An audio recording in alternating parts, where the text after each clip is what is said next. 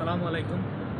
এটা বাংলাদেশ হিসাবে ক্রিকেট লাভার হিসাবে দেশও যতদিন আসলাম তারা আগে সাপোর্ট দিছি, এখন বাইরে দেশও আছি, ব্যাপার নাই, বাইরে দেশ ওদেরও থাকে বাংলাদেশের লাগিন যে কোনো প্রান্ত থেকে শুভকামনা জানানি যায়।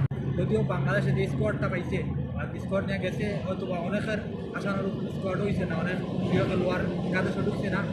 আমারও সেই অনেক প্রিয় ক্রিকেটার দলও ঢুকছে না, আবার অনেক হবি ক্রিকেটার ঢুকছে।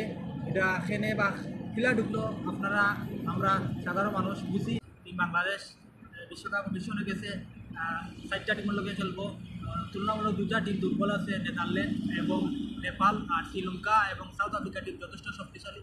আমরা আশা করতে করবো যাতে নেপাল এবং নেদারল্যান্ডের ম্যাচ ইনশাল্লাহ আমরা জিততাম, পাশাপাশি শ্রীলঙ্কা এবং সাউথ আফ্রিকা যে একটা ম্যাচ জিতিয়ে আমরা দ্বিতীয় রাউন্ড কোয়ালিফাই করতাম। আর ভালো একটা টুর্নামেন্ট ওই তো আমরা বাংলাদেশ তো জানি, আমরা খালি শিখাতেও যাই, আমরা পরিকল্পনা থাকে নেক্সট বিশ্বকাপ আমরা চাইব বিশ্বকাপ থাকুক, চলতে থাকুক, বাদে আমরা যে বিশ্বকাপে গেছি বিশ্বকাপে যাতে আমরা পালাটা পারফর্ম করে দিতে পারে। আমরা প্রত্যেক প্লেয়ারও লাগে শুভকামনা রইল।